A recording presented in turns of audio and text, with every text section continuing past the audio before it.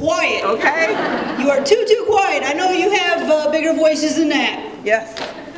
Well, I'm glad that you were all here and able to make it today. I have to tell you, Nicole was absolutely right. We met, well, it was a little bit well over a year ago, and actually she was informing me about some things that she wanted to be doing. And I said, well, it so happens I do motivational speaking. Now, I have to be honest and tell you, I grew up in this area. I've done a lot of speeches, and the biggest one was probably about 5,000 people. You guys take the cake. The reason is, when there's 5,000 people and the lights are up, you can't see them. I can see you guys. Plus, they're all strangers. I know half of you guys. So this one's a little bit different than the others, so I have to admit I'm a little bit more nervous I am today than any of the others I've ever done. But I'm very excited about doing this one now. Those of you who also know me know for me to have 10 to 12 minutes to speak, oh, please, give me a break. I can speak for an hour and a half, and my speeches are normally about an hour. So we might get through just the introduction, and that'll be about it, but that's not true. I cut it down, I promise you.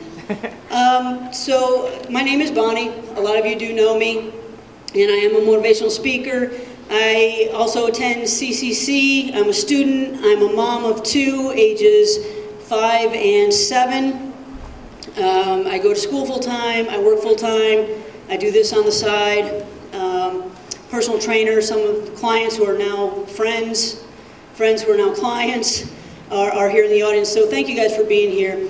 But Nicole we did speak about this about a year ago, a little over a year ago, and then it was maybe 8-9 months later that we started talking about this again, and I'm really happy to see this starting here locally. It's something that's needed in this area. We're going to be doing some others in the future, hopefully, so it's a great start. I better take out my notes because, like I said, you guys make me nervous. The other crowds, I can just talk, and it's not a big deal. But briefly, just to let you know, I have a question for you guys, and I really want you to be honest. Think about it, put your hands up. It should take you 1 second. Any of you out there have any goals or any dreams? Wait before you put your hands up, because you should all have them, seriously.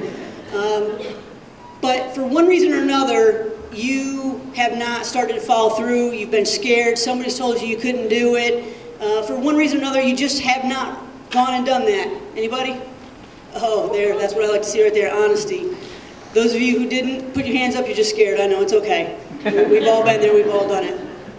Well, this is probably one of my biggest fears is public speaking, but it's one of the ones I cherish the most because I know one of my goals, one of my beliefs is inspiring people and trying to help people from the inside out. I do that with my personal training, I do it with my motivational speaking. The one story that I am going to share with you today probably scares me the most because you are the first large audience that I've shared it with. And I do not see my Kleenex up here. They did forget that because I'll tell you, I was rehearsing this on the way here today, and there wasn't a dry eye in the house, which was my truck. So that was me. So we're going to try to get through this, and I'll be real honest, it's not going to be easy for me. So I'm going to tell you a real quick story. And the reason you'll get this, it'll all piece together for you, I promise. When I was growing up, so a lot of you, the majority of you, especially with the introduction now, know that I'm a 2-time world champion boxer. It didn't come easy, just like it didn't come easy. None of it came easy. It was hard work, as anything is in life when you have goals and you want to reach for something and you want to go after it. The story I'm going to tell you is going to tell you and explain to you why some of these things were hard, and why I asked you, do you have obstacles? Do you have things, people in your life that are trying to tell you you're not good enough, you shouldn't do that, just stay where you're at, stay at the job you've been doing for 20 years, even though you would rather do this. Don't do that. Don't listen to them. Listen to what's inside of you. When I was probably about 7 or 8. It's funny how your mind blocks things out. We had a babysitter. It was a male babysitter, my sibling and I. And again, if I have family in the audience, some were going to come. I'll apologize up front because they don't know the story. Nobody knows the story. Maybe one, I think I've shared it with a friend of mine, Brenda Hill. So, you know, everyone thought in the neighborhood he was great. Well, he was great as long as you weren't the kid that he was babysitting. So yes, my sibling and I were both molested by him for a couple of years. And, you know, I'll date myself. I'm 48. That's right. Yeah. And I grew up in a time where, in my family in particular, you didn't share those things. You didn't talk about them, you kept them to yourself. And that's exactly what I did. But I have to tell you, if I let that situation, those couple of years, define who I am, I would not be up on this stage. I would not be writing a book right now. I would not have won 2 world titles. There's a lot I wouldn't be doing. Okay. So you don't let people stop you from your dreams. That man didn't stop me. He's no longer on this earth. He met his fate, and I'm doing what I want to do. So you cannot let somebody dictate who you're going to be and reach your goals. I shared that story, and I take that back. I did share that story one other time. It was a very small group of students at a college, and there were only about 8 people there. And the reason I do this is because of the reaction I got that day. I had, of all things, an 18-year-old, and it was a boy. I thought it would be a girl.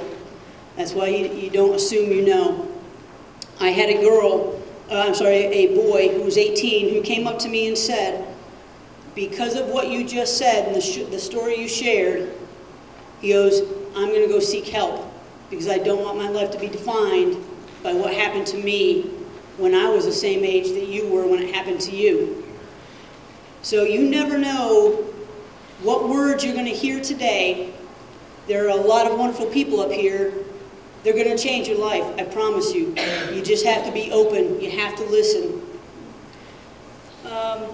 You know, you're all going to have doubters. You're going to have haters. I've had my share, especially when I got into the world of boxing, who said, number one, they said I was too old. I started when I was about 26, 27, training. I had done it for 20 years.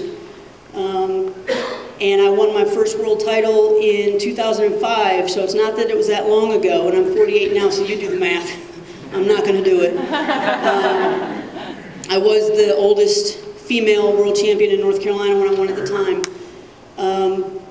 But that's what I tell you, that if you have a goal, please go out for it. Go get it. Find somebody to talk to help you get through it. A lot of these people that are here today are the people that you should be talking to. They're going to help you reach those dreams and overcome obstacles. I'm a little distracted because I was listening to Nicole speak, and as I was listening to her speak, back there I had everything in my head. And I listened to her, and more stuff came into my head, more things I wanted to say, and I know I was on limited time, so hopefully we'll do this again, and you know, we'll be able to share some more. You know, you are worth more than you realize. I look at life like a boxing ring. You're always going to get knocked down, but it's about who gets back up and who finishes the fight. So when you do get knocked down, you have to get back up. Get back up, reach for your dreams. Yes. Defeat is not final when one falls down. It is final when one falls down and refuses to get back up and fight back. I've been knocked down many times in my boxing career, in life. You know, like I said, it wasn't an easy road. I got to the U.S. Women's Nationals, and I had lost all my fights up to that point. I went to the Women's U.S. Nationals out in California and came in 3rd in the nation. And that was in 2000. In 2001, I came in 3rd in the nation again in a different weight class. When I turned pro after that, I lost my first 4 fights, 4 or 5. And then I just was persistent about it. I knew I was better than the win and loss count. And I kept at it. And then I won 2 world titles. So again, my focus has changed a little bit now. Now it's more towards wanting to help people, motivate people, whether that's physical transformations, emotional transformations, mentally helping people prepare for your journeys. That's what I'm about. That's what I want to do. And so you know, it's a little hard. I can't see what's behind me and how far I'm at in this. I wanted to just keep rotating, but we couldn't make that work today. So one of the things I want to say is, you know, my goal today, and I know that I speak for some other people here, is, you know, but my personal belief, what I try to do is, I want to inspire people. I want someone here today to please come up to me and say, I hope that because of you I didn't give up. Because of you, I'm going to go ahead and find a way to reach my goal, my dreams.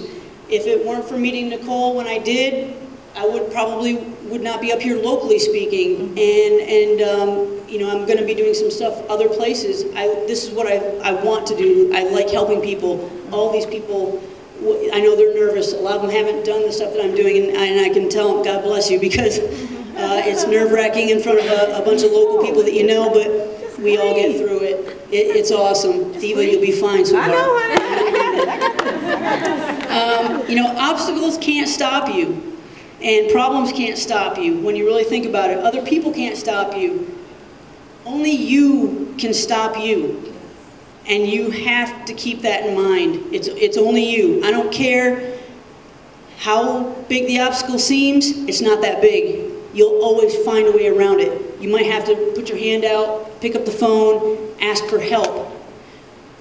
When that happened to me when I was 7 or 8, I kept it inside. I tell people now, this is a different world. There are people to help you. You don't have to do like I did back in the 70s. That sounds so long ago. But back in the 70s, it wasn't something that was talked about. You didn't talk about that you were just molested or raped. Now, you know, thank God this is step one for me. Today's step one, talking in front of all you, telling you that's exactly what happened to me. It's what happened to my sibling, who still doesn't talk about it. Like I said, I know family members were going to be here. If they are, I apologize, because they know who the person is to look at their relative and feel bad about it. You know, what happened, happened. But I will tell you this, it made me a stronger person. Yes. It made me, you know, strive for the things that I wanted. But I didn't realize that until just a few years ago. So it's a time process that this happened. Just do it. I want everyone to make sure they take their dreams, they believe in it, and they go and they achieve it. That's what I had to do, and we can all do that. I didn't get this by sitting around and going, woe is me. I got that because I knew I was better than what happened to me when I was 7 and 8. So I just want to thank everybody that's here today. You guys have been wonderful. And,